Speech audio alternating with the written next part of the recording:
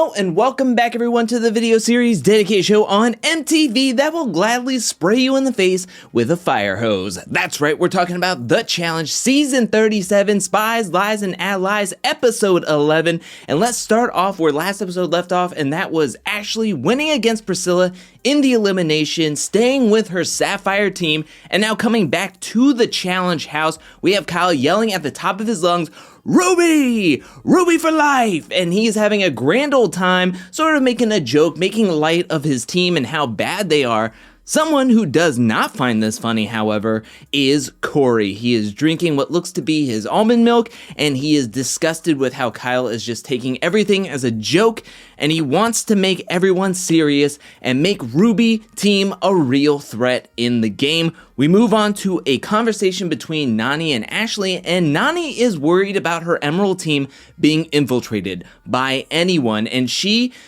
is very appreciative to Ashley for staying with her Sapphire team, not infiltrating the Emerald team, and maybe this could lead to a little bit more trust that Nany has in Ashley. However, it's coming on to a guy's day, and Nany is worried that a guy is going to infiltrate the Emerald team after winning the next elimination. We move on to the next morning where Corey has a boot camp laid out for team bonding. Earlier in the season, we had a Nelly T boot camp. Now we're having Corey boot camp, and no one's really taking it seriously.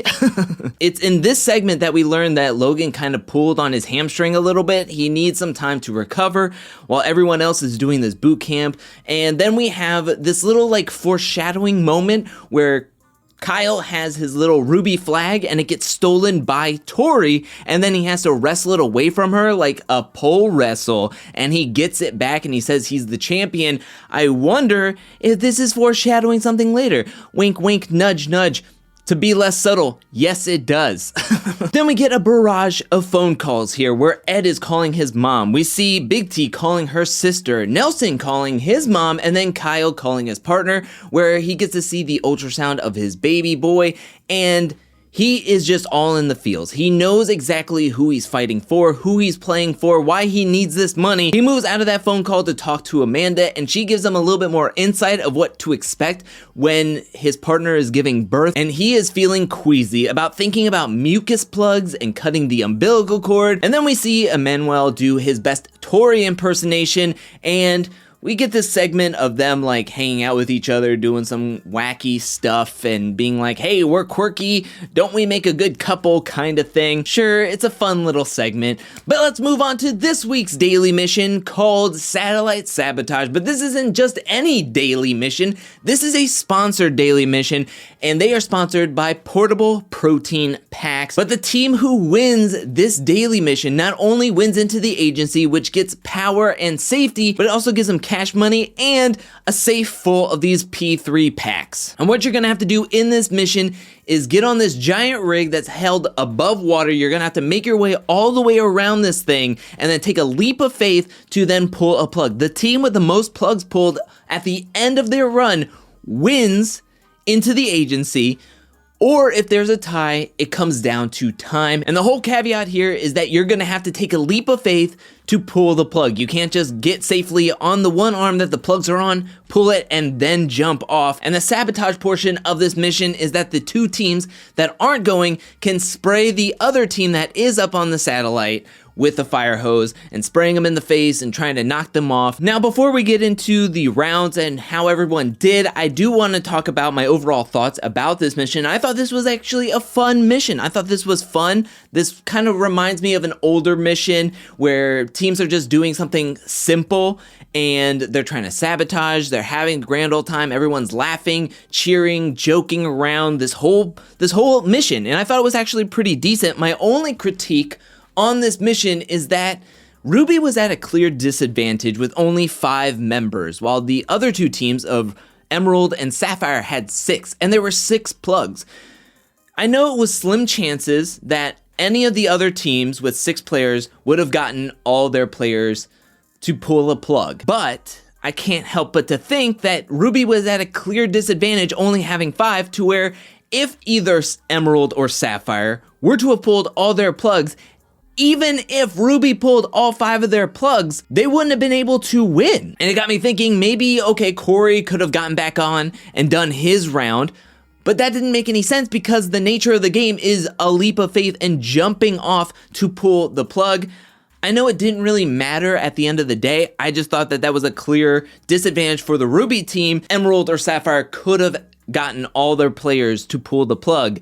Ruby wouldn't have been able to win regardless, which to me is unfair. This is why Survivor makes people sit out if the teams are uneven. But now let's move on to the runs. The first team up is Sapphire, where CT gets them off to a roaring start, getting all the way around despite almost falling off. He gets all the way around the satellite, jumps off, and pulls the plug.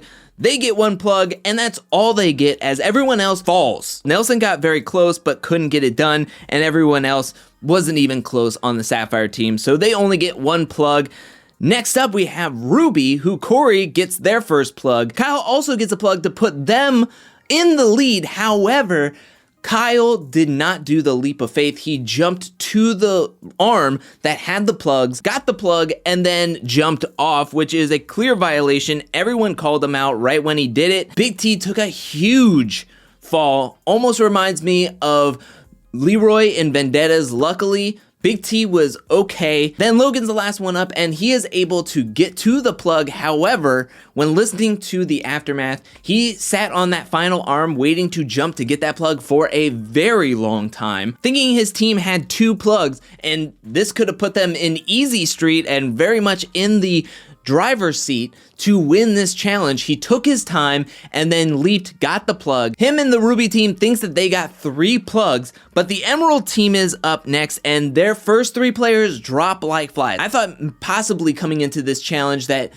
Josh's length could have helped him in this challenge. However, the goof is the goof, and he fell off pretty easily. Casey is able to get hers, Devin is able to get his, Emmanuel tries, however, he cannot do it and he falls off. So Ruby team is celebrating, thinking that they won 3-2 to 1. However, when TJ is rounding up the results, he says that Kyle screwed up.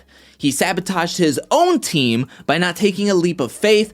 Thus, they lose this mission. Emerald secures the win, gets into the agency, back-to-back wins, and they get $3,000 each and all the P3 packs they could ever want in their lifetime. Which I should say that I've only had one of these packs ever, and I didn't even buy the thing myself. It kind of was just like a hand-me-down. Somebody had it, and I ate it. It's like a mini adult Lunchable. Let's be real. We move back to the challenge house where we have Nelson, CT, and Ed talking, and Nelson is talking about how if it's gonna be either one of us 3, we're all gonna come back to the Sapphire team, at least he is, and Ed says that it's pretty obvious how this is gonna work out. It's either going to be me or Logan, as we're the only 2 rookie guys, and we're gonna be the house vote. We get this moment with shirtless Logan, and we move on to Kyle feeling down about not only losing the challenge for his team, but he's also down about losing the money for his team, and he feels that everyone is looking at him to throw him into the elimination. He is mouth-watering, especially for all the guys who are on the teams. Maybe he's hoping Logan will be the player that is thrown down as the house vote since he is injured, and if Logan calls him out, he feels like he has a better shot against him. But he's just feeling down overall. We move on to the Emerald team having a deliberation outside, talking about what they could possibly want to do with the house vote. And Devin says it's pretty much down to either Ed, Logan, or Corey at this point. If Corey is being sent down, he is just going to pick Logan and then come back and possibly infiltrate the Emerald team. So it's going to either come down to Logan or Ed. And that's where Devin is thinking maybe it's Logan. Because if we throw in Ed, Ed was in the agency a couple of times. He didn't take shots at any of them. Maybe that's a sign to say like, hey, Ed's on our side. Let's not take a shot at him. But then Casey is thinking, well, what's best for the Emerald team? If somebody is going to infiltrate the Emerald team, that's what we're going to have to figure out, because we don't want anybody coming in and breaking us 6 up. We move on to the nominations, where coming in we get like this confessional from Nelson talking about how the vet truce is very much still intact. So ultimately we have a 50-50 shot in this house vote on whether it's going to be Ed or Logan. we move on to Kyle starting off this nomination ceremony, apologizing to his team, but Corey is saying that he loves how everyone gave it their all, that Ruby team really showed up and almost won, and Corey thinks that this could be a whole start for the Ruby team and becoming a very big threat and very strong in this challenge season. We move on to Ed saying that, hey, I know that is between me or Logan, and just throw me in. Logan is injured. There was a point where he could have thrown me into the elimination, but he didn't when he was in the agency with Nany. He kept his word. I want him to stay in this game, and I want you guys to vote me in as the house vote. I completely understand where Ed is coming from, putting himself down as the house vote, because he is thinking that it's either him or Logan, and he would rather be able to choose his opponent rather than somebody else being thrown down there and then choosing for him. And also he has this like friendship with Logan, so he doesn't want to see Logan eliminated this early. The house vote is Ed, and now Ed has a very big decision, and he gets some advice from Logan. They go over Ed's 3 options of Corey, Nelson, and Kyle. He says that Corey has speed, so if you go down there, see what the elimination is, and if it has anything to do with speed, or you think it has anything to do with speed, don't pick Corey. But if it's something physical, don't pick Kyle, because Kyle is bigger than you, he's taller than you, and he is very good physically. Logan thinks that Nelson is the easiest competitor for Ed to win an elimination against out of those 3 competitors. Kyle comes up and is kind of throwing Corey's name under the bus. Don't pick me, we're friends. Throw Corey's name under the bus and pick Corey. Once at the lair, all the competitors can see that it's just a giant ring. Now, we in the edit saw that there was a pole, so we know it's going to be a pole wrestle. However, in the aftermath, they talked about how there was nothing in the circle. Ed had no idea what was going to happen, what the game was. So when he meets TJ down at the lair grounds, and TJ's looking at him going like, who's your opponent that you're going to pick? Ed's mind is circling, and he is just confused. He is waffling back and forth between his options. He's saying a lot. He is giving a long drawn out like reasons why he chose this person, or he's still thinking about who he was going to pick. And this right here is a red flag to me, thinking that Ed is not going to have his head in the game. He's talking about how he's friends with everyone that he has to pick from. He's not going to pick Logan. He's not going to pick anybody from the Sapphire team. So it comes down between Corey and Kyle, and he is just circling in his mind. What is he going to do? What is he going to do? His head is more worried about who he's going to go up against and who he's going to pick, rather than him picking before coming to the elimination grounds and then being able to focus on who he was going to take and how he would take them, right? So I'm already thinking this is a red flag for Ed. It's not looking good for him. He finally gets around to choosing Kyle as his opponent to face off in this week's elimination called Pole Wrestle. Longtime challenge fans know the pole wrestle is 2 people go into a ring. They have to wrestle away a pole from their opponent. Best 2 out of 3 wins. First of all, I have to say that this elimination was heavily edited. I think this elimination probably was super quick. I watched the aftermath. They didn't talk about how quick this elimination was, but watching how many times they doubled over some of the footage, they went to slow motions, they kept on going to different angles, they kept on putting in confessionals in, and then they even had a commercial break in the middle of it to make this elimination seem longer. I think that this was a rout by Kyle, who won this 2 rounds to nothing. I think experience played a factor in Kyle winning this elimination, but I also think that Ed is just way too nice.